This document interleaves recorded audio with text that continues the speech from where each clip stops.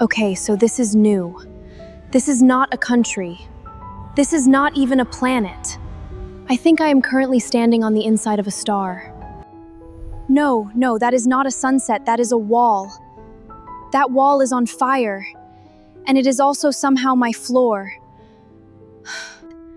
I have time traveled to a lot of places for you guys, but I have never once arrived somewhere and immediately needed to sit down.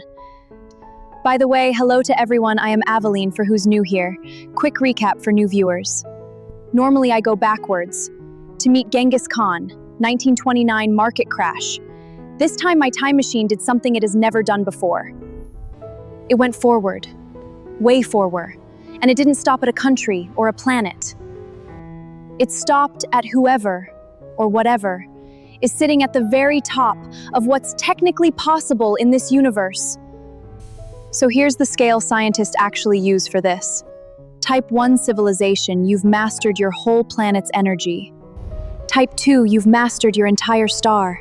Type 3, an entire galaxy. Humanity right now in 2026 sits at about 0.7. We can't even do our own planet properly yet. Whatever is out here with me right now is not a 0.7. I don't think it's even a clean type 3. I think I've overshoot. Okay, so I clearly cannot show up looking like this.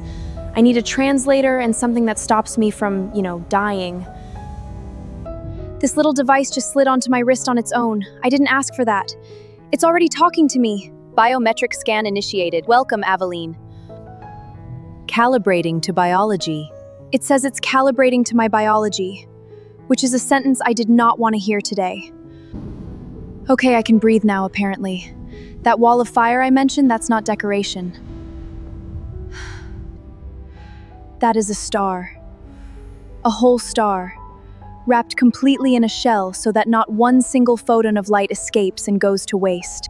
Scientists back home actually have a name for this, a Dyson sphere, and we've genuinely gone looking for one using telescopes. There was even a star, nicknamed Tabby Star, that dimmed in such a weird pattern that for a while people seriously wondered if this was it. Turns out it probably wasn't. But this is exactly what they were looking for. And it gets weirder. The shell isn't just collecting power. It's thinking, layer after layer wrapped around that star, like a Russian nesting doll, and every single layer is a computer.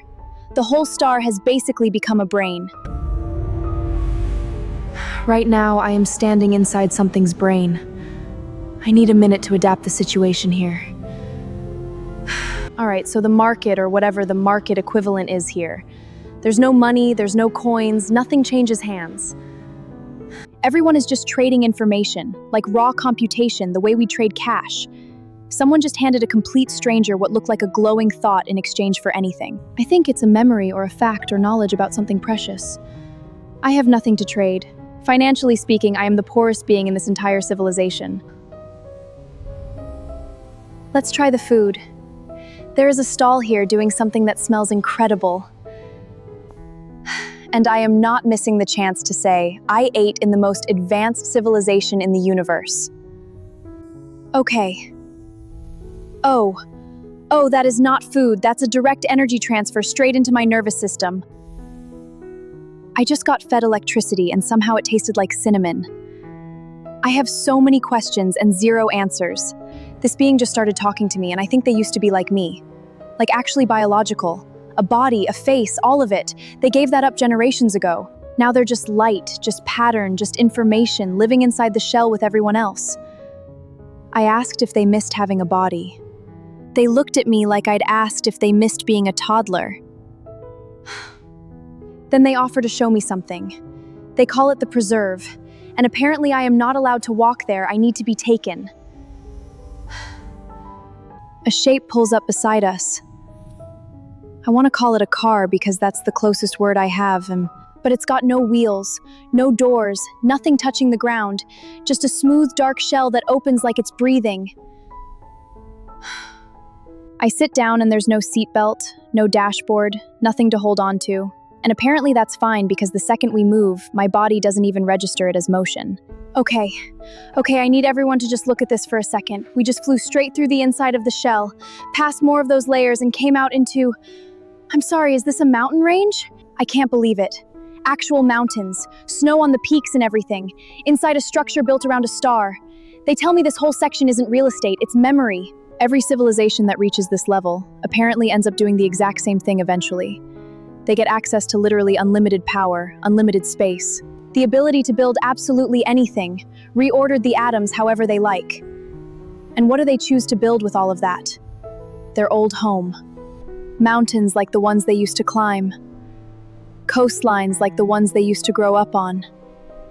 We are flying low along a ridge right now, and there are actual trees down there, actual wind moving through them, and apparently none of it is decorative, it all genuinely grows.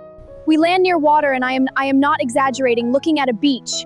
White sand, real waves, that's a real beach, inside a megastructure around a star billions of years far from Earth. I take my shoes off, don't ask why I still have shoes, and the sand is warm, it's actually warm. Someone built warmth into sand for fun. There are beings down here too, just sitting, just existing, doing absolutely nothing productive at all, and apparently that's the entire point. This isn't a tourist attraction. This is where they come to remember what it felt like to be small, to have weather, to get cold, to get sand stuck somewhere uncomfortable. It actually reminds me a lot of the reaction I had standing in those domes back on Mars. That same feeling that no matter how advanced or how ancient, everyone is just trying to hold on to the version of home they grew up loving. These guys have computers made out of stars and they still wanted a beach. I ask if I can stay here for the rest of my trip and they actually laugh, or do whatever the equivalent of laughing is when you're made of light. Apparently there's somewhere else they want me to see first. We get back into the not car and head off again, and this time the mood shifts. The mountains and the beach disappear behind us, and what replaces them is darker, quieter, a lot less inviting. Okay, so apparently the real power source isn't even the star anymore. They've moved on to something far more efficient. A black hole. When matter falls into a black hole, you can pull out roughly 40% of its energy. A star doing fusion only gives you about 3%. So if you're trying to run a civilization, the star was just the starter. The black hole is the main course. I asked them straight up, why has nobody ever found you? Why, after 70 years of humans pointing telescopes at the sky and listening for literally anything? Has it been total silence?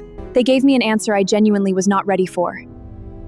They said every civilization reaches a point where it stops shouting outward and starts building inward.